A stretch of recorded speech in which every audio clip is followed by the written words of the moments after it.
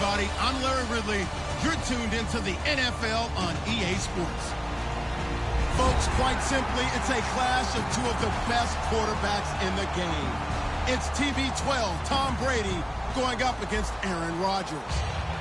With that, we send you up to legendary Lambeau Field in Green Bay, Wisconsin, where Brandon Gaudin and Charles Davis have the call. Gentlemen.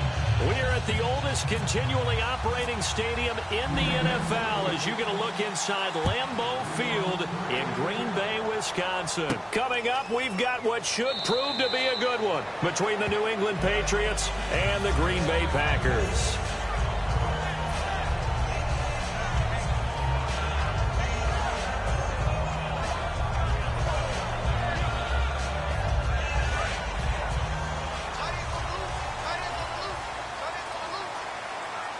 They come out here in the eye. And they'll run it here. Only a couple there as he'll be brought down about the 28. Two Patriots there to bring him down. Here's the offensive unit coming out onto the field in just a moment.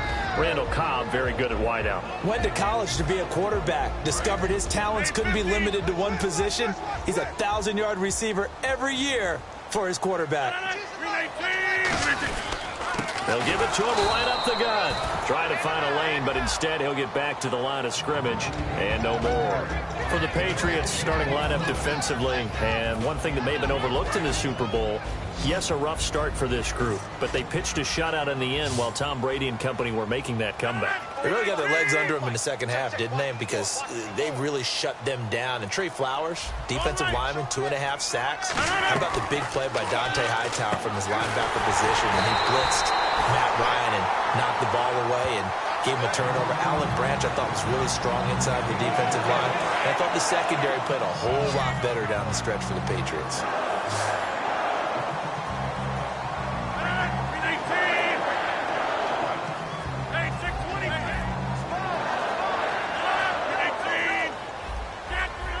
Play clock winding down. Snap comes at 1.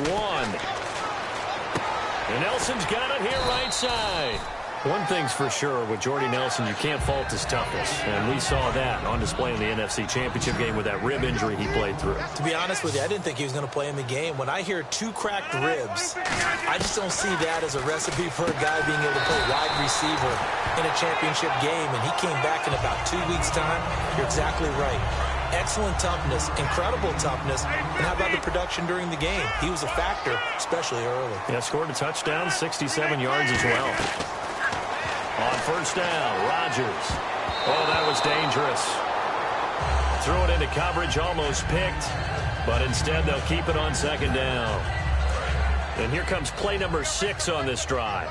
Well, he did almost everything right. Excellent coverage, breaks on the football, just unable to haul it in and take it the other way. So he dropped an interception. The key for him now, don't dwell on it. Just move on to the next play. He's going to flip one out here to his running back. Give him 3 on the play, and that'll lead here to a third down. So many times you hear today's NFL described as a space game. Get your best players into space with the football in their hands. That's why sometimes you just swing it out to your runner, get him out in the flat, and let him have a chance to make people miss an open field. Here comes the 7th play of this opening drive. They've moved it well, but here's third down. Throwing is Rodgers on third down. And Davis has it over the middle. A nice pick up there, 10 yards, and it'll move the sticks. And fits the exact right word. Over the middle, there's almost always traffic, so anytime you're a receiver in that area, you're not just focused on catching the football.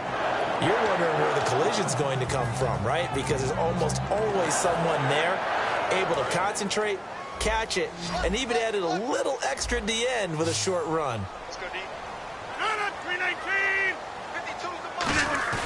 Now a play fake here on first down. He's got time. And he will get this into the end zone. Touchdown, Green Bay. Devontae Adams, 31 yards.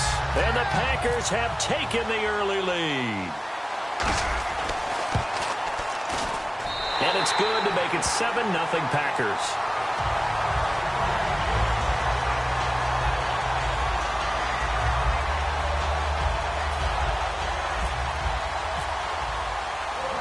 after the touchdown, here's Crosby to kick it away.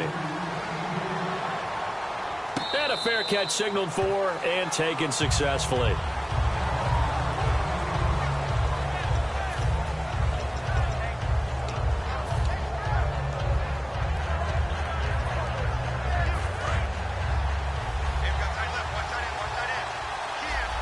They slot Gronkowski outright. On 1st and 10, here's Brady. Going underneath to Blunt. And they'll bring him down at the 27-yard line. Give him 2 yards on that play, and that'll bring up 2nd down. Brady to throw on 2nd down. And the hit jarred it loose. It's incomplete. Gronkowski the intended target, and it's 3rd down. And let's get a look at the Green Bay defense. Julius Peppers, some would call him the grand old man. He'd hate that. He just want to be a seasoned veteran who continues to make plays at a Pro Bowl level. And that is incomplete. He was looking to find some space for Dion Lewis there. And now it's 4th down. So here we go. The offense is going to stay out there. They're going for it on 4th and 8.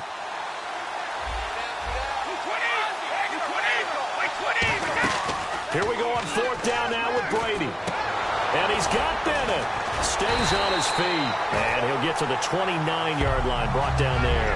And as the Packers get set to come back out on offense, and Charles, I want to ask you a question. You can take it offensively or defensively for Green Bay as they look to next year. Where do they need to focus, draft and otherwise? I think I'll start on the offensive side of the ball, and I think running back is going to be a position they have to address. No matter what they decide to do with Eddie Lacy, decide what they're going to do with Ty Montgomery, but get more running backs into the mix.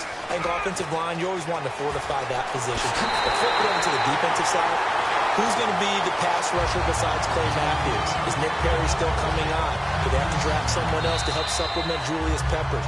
In the secondary, they need corners that can cover. That's a big spot for them.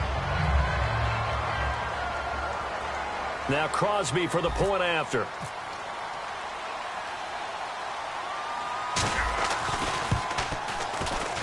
And it's good to make it 14-0.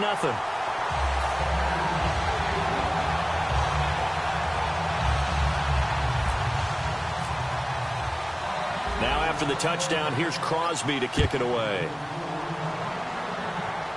And no return on this one as the fair catch is signaled for and taken.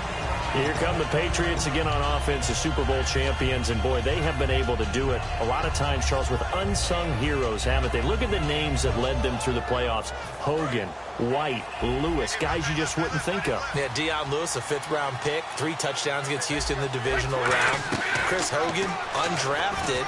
He ends up having 180 yards in receptions, including 5 plays of 20 yards or more against the Pittsburgh Steelers. And how about James White, a 4th-round pick out of Wisconsin?